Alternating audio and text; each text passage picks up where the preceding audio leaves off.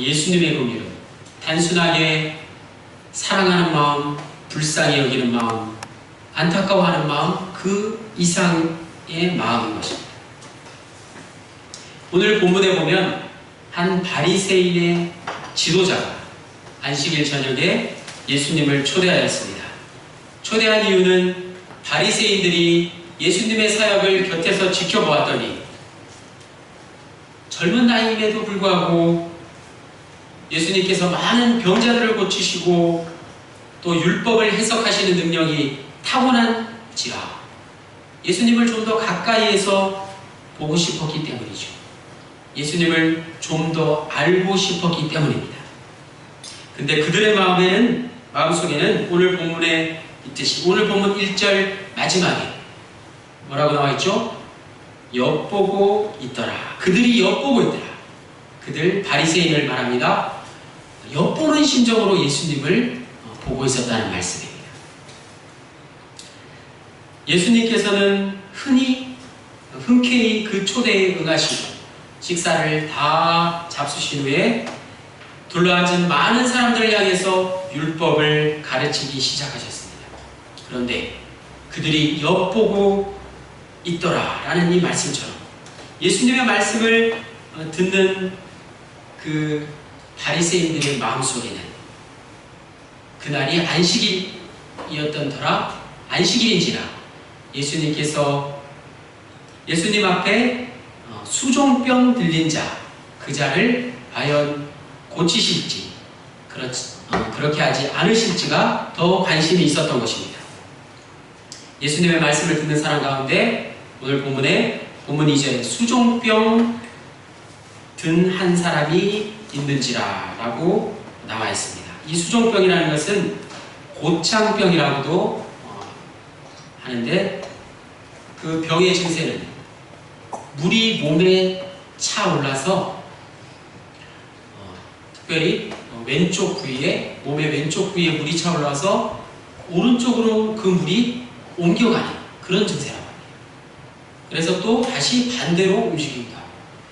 그럴 때마다 물이 몸 안에서 움직일 때마다 환자가 느끼는 고통은 이루 말할 수 없게 되는 그런 아주 무서운 병이었습니다. 특별히 오늘날에도 뇌에 물이 차는 그런 뇌수종병 등이 오늘날에도 존재하고 있는 것입니다. 그런데 마침 그날이 안식일이었던지라 바리새인들은 예수님께서 그 수종병 든 자를 고치는가 안 고치는가 눈을 부릅뜨고 엿보면서 관찰하고 있었던 것입니다. 바리새인들이 왜 이토록 예수님이 안식일을 범하는지 안 범하는지는 그들에게 무척이나 중요한 것이었습니다.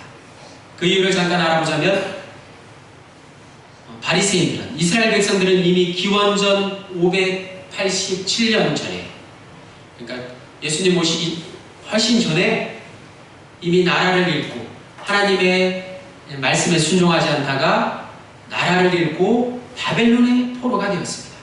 그 이후에 계속해서 페르시아와 헬라와 그리고 지금 누가복음의 배경이 되는 로마의 식민지 시대를 계속해서 살아갈 수밖에 없었던 것입니다. 여기저기 나라를 잃은 채 뿔뿔이 흩어져서 오늘날까지도 유대인들이 살아가고 있지 않습니까? 하지만 나라를 잃고 방황하던 그들에게 유일한 희망이 되어준 것 그것은 바로 안식일이었습니다. 안식일이 되면 그들이 하던 모든 일을 멈추고 오직 하나님께 예배하는 것 그것이 바로 유대인들의 특징이었고 다른 민족과 구별되는 유일한 기준이었습니다. 따라서 지금 예수님께서 안식일을 지키면 하나님께서 그들을 위해서 보내신 이가 확실하고 그렇지 않으면 그는 하나님께서 보내신 이가 아니라고 미리 판단하고 있었던 것입니다. 그런데 예수님께서는 그런 바리새인들의 마음을 이미 다 알고 계셨습니다. 안식일을 지키는 것을 보고 이 사람이 과연 하나님께서 보내신 메시아인가 아닌가를 저들이 판단하려 하는구나. 예수님께서는 다 알고 계셨던 것입니다. 그래서 예수님께서는 이렇게 말씀하십니다.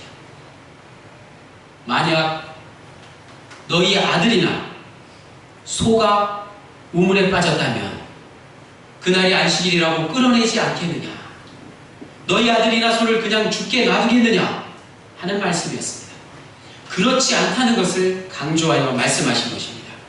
비록 안식일이라도 내 아들이, 내 사랑하는 아들이, 내 사랑하는 소가 우물에 빠졌으면 즉시 건져내어 살리는 것이 마땅하지 않겠느냐?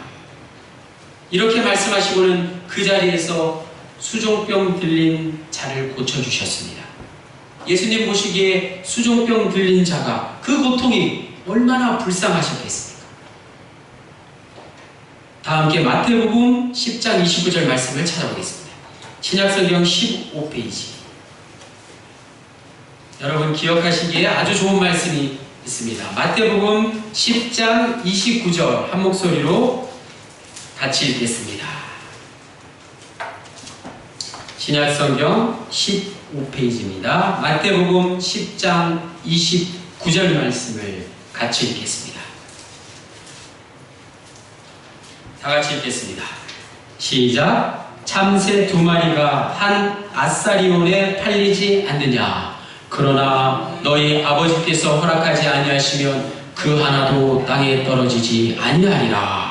여기서 아사리온은 청동으로 만든 동전으로 드라크마의 10분의 1에 해당하는 아주 적은 가치의 화폐입니다. 가장 적은 화폐의 가치가 바로 아사리온이라고 생각하시면 되겠습니다. 한 아사리온과 같이 가치 없고 보잘것없는 참새 2마리도 하나님 아버지의 말씀이 아니면 땅에 떨어지지 않는다. 즉 죽지 아니한다는 말씀입니다.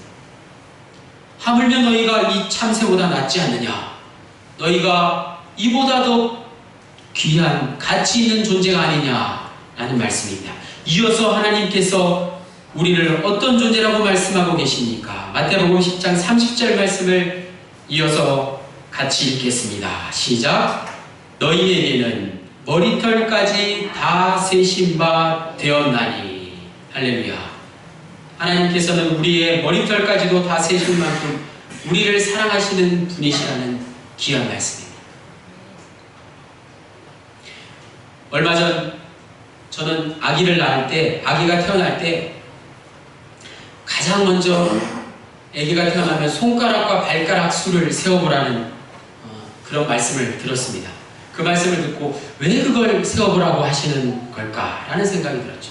그런데 그 말씀과 상관없이 제가 느낀 것, 제가 여러분들에게 말씀드리고 싶은 것은 그저 손가락, 발가락을 세어보는 것만으로도 그 아이가, 그 생명이 얼마나 사랑스러운가 하는 그 깨달음이 있었던 것입니다. 하지만 우리가 아무리 자기 자식을 사랑한다 해도 손가락, 발가락을 셀 수는 있어도 머리털까지는 셀 수 없습니다. 우리가 머리털을 셀 엄두조차 내지 않는 것이죠. 그러나 하나님께서는 오늘 마태복음 10장 30절 말씀, 우리의 머리털까지 다 세신다는, 우리를 그토록 사랑하신다는 말씀을 우리에게 들려주고 계십니다. 그분은 무한한 머리털을 셀 수 있으신 분이십니다. 하나님은 무한한 사랑으로 긍휼을 베푸시는 분이십니다. 그러므로 오늘 말씀의 제목, 예수님의 긍휼은 저와 여러분을 무한한 가치 있는 존재로 여기시는 것입니다. 그것이 바로 예수님의 긍휼입니다. 하나님께서 우리를 가치 있게 여기신다는 것, 그것이 바로 하나님께서 우리를 무한히 값없이 사랑하시고 긍휼히 여기신다는 말씀입니다. 오늘 본문 누가복음 14장으로 돌아와서 15절에서 24절 말씀을 보면, 우리가 다 읽지는 못했지만 누가복음 14장 15절에서 24절까지의 말씀을 보면 예수님께서 큰 잔치의 비유를 말씀하고 계십니다. 이 잔치를 베푼 사람은 본문에는 어떤 사람이라고 나와 있는데, 구체적으로는 아주 지위가 높은 사람, 즉 왕이 베푼 잔치였습니다. 당시 누가복음이 기록될 그 시대적 상황으로 보아서 큰 잔치에 초대된 사람은 유대인들이었습니다. 그 큰 잔치를 베풀 때는 사전에 미리 참석 여부를 주고받는 것이 기본입니다. 잔치를 준비하는 사람은 확인된 인원만큼 음식을 준비해야 하기 때문입니다. 그리고 잔치가 시작되기 전에 종을 시켜서 최종적으로 잔치에 초대하게 됩니다. 그래서 초대받은 사람이 기쁨으로 잔치에 나오게 하는 것이 통상적인 그런 관례였습니다. 만약 최종적으로 사람을 보내어서 종을 보내어서 초대를 했는데도 오지 않는다면, 그 초대에 응하지 않는다면 그것은 자칫 전쟁의 빌미를 제공할 만큼 큰 결례가 되는 것이요 심각한 모독 행위였던 것입니다. 그래서 21절에 주인이 화가 나서 이렇게 이야기하는 것입니다. 유대인들을 위한 잔치가 준비되었는데 잔치가 시작되려고 했을 때 어찌 아무도 오지 않느냐라고 주인이 몹시 화가 난 것입니다. 그런데 유대인들에게, 초대된 유대인들이 참석을 거절하는 데는 다 각자의 나름대로의 이유가 있었던 것입니다. 함께 말씀을 읽어보겠습니다. 21절 말씀, 말씀 18절부터 함께 읽어보겠습니다. 14장 18절부터 한 목소리로 말씀을 읽어보겠습니다. 시작. 다 일치하게 사양하여 한 사람은 이르되 나는 밭을 샀으매 아무래도 나가보야 하겠으니 청컨대 나를 양해하도록 하라 하고 19절 또 한 사람은 이르되 나는 소 5겨리를 샀으매 시험하러 가니 청컨대 나를 양해하도록 하라 하고 20절 또 한 사람은 이르되 나는 장가 들었으니 그러므로 가지 못하겠노라 하는지라. 다 나름대로 각자의 이유가 있는 것입니다. 잔치에 가지 못하는 이유입니다. 그런데 이 잔치가 과연 어떤 잔치일까요? 저는 이 대목을 읽다 보니 생각나는 찬양이 있었습니다. 어릴 적 주일학교에서 배운 찬양인데요. 여러분 기억하실지 모르겠습니다. 죄송해요 죄송해요 정말 잔치에 갈 수 없소 장가 가야 하고 소도 사야 하고 논과 밭에 나가서 할 일은 많아 내 어이하리 죄송해요. 죄송해요라는 그 주일학교 찬양이 있었어요. 비록 어릴 적 부르던 찬양이었지만 이 찬양의 가사가 지금 우리 어른들을 위해서 쓰여진 것이 아닌가 하는 생각이 들었어요. 주님께서 지금 영광스러운 잔치를 베푸시고 내게 그 잔치에 오라 라고 명령하실 때 우리가 이 찬양의 가사처럼 이런저런 이유로 주저한다면 너도 나도 그 잔치에 밀려나고 결국에는 후회할 것이라는 말씀입니다. 또한 그 잔치에는 왕이 베푼 잔치이기 때문에 당연히 그 마을의 유지들과 지식인들과 부자들이 참여해야 했습니다. 그런데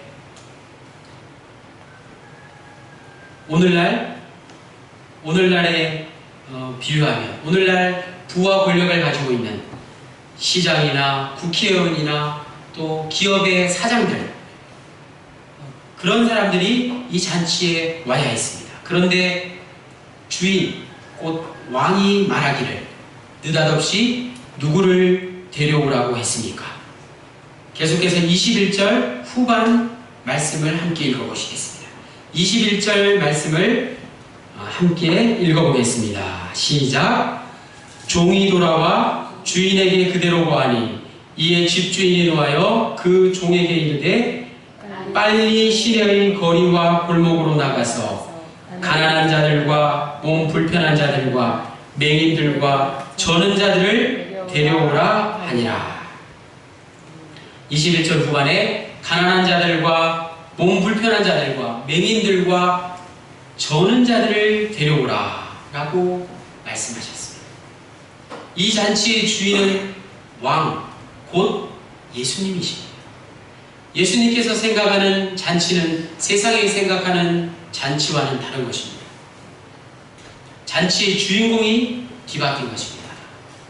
꼭 있어야 할 사람은 자리에 없고 예상하지 않았던, 전혀 기대하지 않았던 사람들, 세리와 같은 죄인과 가난한 사람과 병든 사람과 이방인들이 그 자리에 대신해서 앉게 된 것입니다.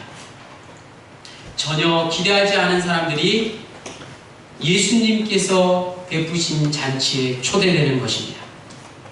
그러므로 예수님의 긍휼은 우리가 쉽게 잊어버리는 사람들, 무시당하는 사람들, 아무도 돌봐주지 않는 사람들을 불러서 그 잔치에 참여하게 하는 것이 바로 예수님의 긍휼인 것입니다. 오늘 말씀을 정리해 보겠습니다.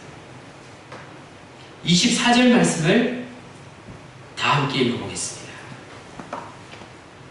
누가복음 14장 24절 말씀입니다. 다 같이 한 목소리로 읽겠습니다. 시작.